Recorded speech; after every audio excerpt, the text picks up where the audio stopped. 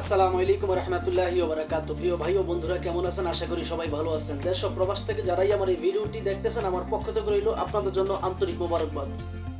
আমি চাই আপনারা সবসময় ভালো থাকেন, যে যে দেশেই থাকেন না কেন, যে কাজই করেন না কেন, আপনারা যেন সবসময় ভালো থাকেন। আল্লাহ তাআলা রব্বুল আলামিনের কাছে এই প্রার্থনাই করি, প্রিয় মালিক যেন আপনাদেরকে সবসময় সর্বদা ভালো রাখে। তো প্রতিদিনের মতো আজকে আবারও একটা ভিডিও নিয়ে চলে আসলাম। যে মেয়েটার নাম হচ্ছে উর্মি, বাড়ি হচ্ছে বরিশাল ভোলাতে। মেয়েটা খুবই দারিদ্র পরিবারের একটা মেয়ে।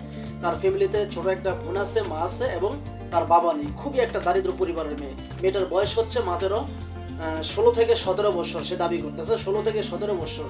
এই কিশোরীকে আপনারা চাইলে বিয়ে করতে পারেন। হয়তো আপনারা দেখেন, আপনারাও আল্লাহ তাআলার কাছে ভালো পাবেন যদি আসলে এই একটা কিশোরী মেয়েকে বিয়ে করে যদি তাকে আসলে স্ত্রীর মর্যাদা দিয়ে তাকে ভালো পথে চালাইতে পারেন। আশা করি আপনারাও আল্লাহ তাআলার কাছে ভালো পাবেন।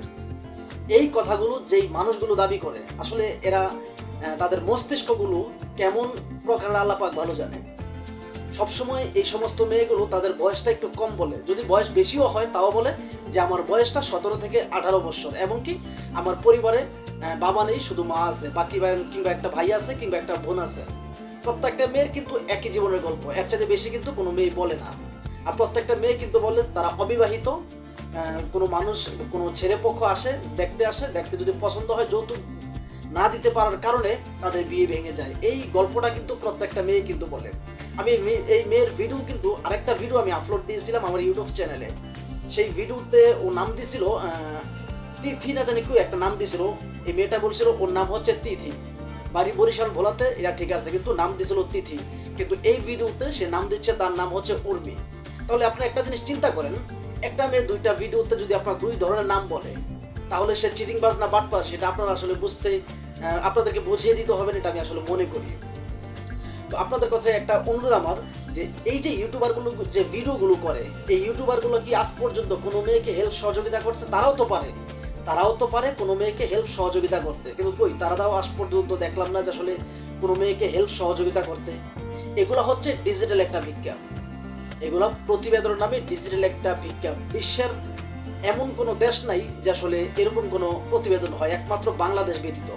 আমাদের বাংলাদেশেই এরকম প্রতিবেদন নামে ডিজিটাল ভিক্ষা হয়, আর পৃথিবীর আর কোথাও হয় না।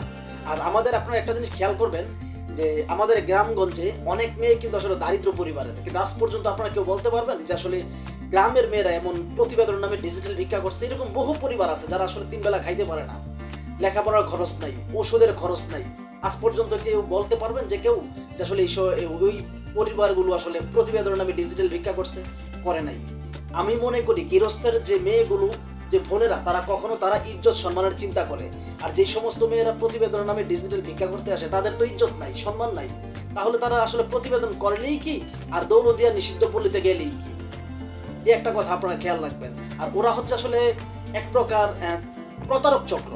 যে ইউটিউবারগুলো এই সমস্ত মেয়েদের ভিডিও বানায়, তাদের কিন্তু একাধিক মেয়ে চক্র আছে আর একাধিক ইউটিউব চ্যানেল আছে। আমি শৈশবে দেখতাম, আপনার 2018-তে 19-এতে দেখতাম যে আসলে খুবই হাতে গোনা 4-5টা ইউটিউব চ্যানেল, কিন্তু এখন বর্তমানে দেখি আপনার আর নইল 100 থেকে 150 ইউটিউব চ্যানেল হবে নিম্নপক্ষে। আমি তো শুধু কমটা বললাম, নিম্নপক্ষে 1 থেকে 150 ইউটিউব চ্যানেল। প্রত্যেকটা ইউটিউব চ্যানেলে কিন্তু শুধু একমাত্র মেয়েদের প্রতিবেদন করা হয়। আজ পর্যন্ত আপনারা কেউ বলতে পারবেন যে আসলে ছেলেদের কোনো প্রতিবেদন করা হয়েছে? এটাই হচ্ছে ওদের সবচেয়ে বড় একটা হাতিয়ার, মেয়ে দিয়ে আপনার ব্যবসা করা। আপনারা দেখবেন যে কাপল ভিডিও নামে এরকম অনেক ছেলেরা ভিডিও করে, এগুলো হচ্ছে বহু ব্যবসায়ী। আর এই সমস্ত যে প্রতিবেদন নামে যে ডিজিটাল ভিক্ষা করে যে প্রতিবেদনগুলো, এগুলো হচ্ছে আপনার দালাল চক্র। ওদের কাছ থেকে আপনারা দূরে থাকবেন, ওদের কাছে সাথে কথা বলা যাবে না, এবং কি ওদের ভিডিও দেখা যাবে না। আপনারা যতই ওদের ভিডিও দেখবেন, ততই কিন্তু ওরা ভিডিও আপলোড দেবে। আপনারা ভালো করে এই মেয়েটাকে চিনে রাখেন। ওকে আপনারা ওর ভিডিও কখনো, শুধু ওর ভিডিও না, কোনো প্রতিবেদনের ভিডিও আপনারা দেখবেন না। এই সমস্ত মেয়ে একমাত্র ইউটিউবের গরিব মানুষ বা অসহায়, ওদের কিন্তু টিকটক আইডি আছে, ফেসবুক আইডি আছে, একাধিক ইউটিউব চ্যানেলে ওদের ভিডিও আছে। আপনারা যদি টিকটকে যান, দেখবেন যে ওরা আসলে রানীর মতো টিকটক ভিডিও করে। ওদের পোশাক আশাক দেখলে মনে হয় না যে আসলে ওরা কোনো গরিব ফ্যামিলির মেয়ে। ওদের পোশাক আশাক দেখলে মনে হয় যে বাংলাদেশে যে সাবেক অর্থমন্ত্রী ছিল লুরুজ কামাল, সেই মোস্তফা কামালের মেয়ে। এরকম বিলাসবহুল জীবনযাপন করে এই সমস্ত মেয়েরা। ওরা আসলে এই সুন্দর বডি ফিগার দেখিয়ে, সুন্দর চেহারা দেখিয়ে, সুন্দর কথা বলে প্রবাসীদেরকে আকৃষ্ট করে, যেন প্রবাসীরা ওদের সাথে কথা বলে। আর যেই প্রবাসী ওদের সাথে একবার কথা বলবে, একবার কথা বললেই কিন্তু ওদেরকে টাকা দিতে হবে। ওরা কি এমন কালো জাদু জানে, আল্লাহ পাক ভালো জানে, যেই প্রবাসী ওদের সাথে কথা বলে সেই প্রবাসী ওদেরকে টাকা দেয়। আপনাদেরকে আমি বলি যে আপনারা এই সমস্ত মেয়েকে টাকা পয়সা না দিয়ে গ্রামগঞ্জের কোনো অসুস্থ মানুষকে দেন, কোনো দারিদ্র পরিবারের মানুষকে দেন। আশা করি ওরা আপনার যে মূল্যবান যে সাহায্য সেটা ওরা আপনার গ্রহণ করে আপনার দুই হাত তুলে আল্লাহর কাছে আপনাদের জন্য দোয়া করবে। কিন্তু এই সমস্ত মেয়েদের খাওয়ানোর চাইতে দেশের যে কুত্তা আছে সেই কুত্তাকে খাওয়ানো অনেক ভালো। তো আমার এই ভিডিওটি বানানো হয়েছে আসলে শুধুমাত্র সতর্কমূলক, কাউকে উদ্দেশ্য করে বানানো হয় নাই। প্লিজ কেউ খারাপ মন্তব্য করবেন না। যদি ভিডিওটি ভালো লাগে থাকে তাহলে লাইক, কমেন্ট, শেয়ার এবং কি চ্যানেলটি সাবস্ক্রাইব করে আপনাদের পাশে থাকার সুযোগ দেবেন এবং কি আপনারা আমাকে ভিডিও বানাতে উৎসাহ করবেন। ভালো থাকবেন, সুস্থ থাকবেন, আপনাদের জন্য সবসময় শুভকামনা। আসসালামু আলাইকুম রহমতুল্লাহি ওয়া বারাকাতুহু।